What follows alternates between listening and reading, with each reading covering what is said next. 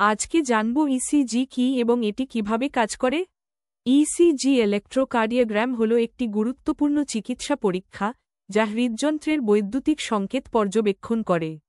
এটি হার্টের গতি, ছন্দ এবং কার্যকারিতা বিশ্লেষণ করতে সাহায্য করে। ইসিজি পরীক্ষার জন্য রোগীর শরীরে ইলেকট্রোড লাগানো হয় যা হৃদযন্ত্রের বৈদ্যুতিক সংকেত সংগ্রহ করে।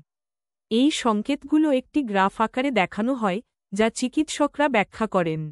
ইসিজি আবিষ্কার করেন ডাচ বিজ্ঞানী উইলেম আইনথোভেন 1903 সালে। তিনি ইসিজি মেশিনের জন্য নোবেল পুরস্কার পান এবং তার আবিষ্কার আধুনিক হৃদরোগ চিকিৎসায় বিপ্লব ঘটায়।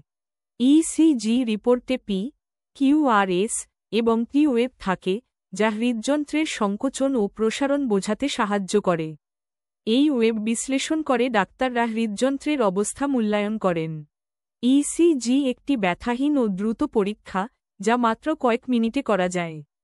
এটি নিয়মিত চেকআপের জন্য গুরুত্বপূর্ণ এবং হৃদরোগের ঝুঁকি থাকলে অবশ্যই করা উচিত।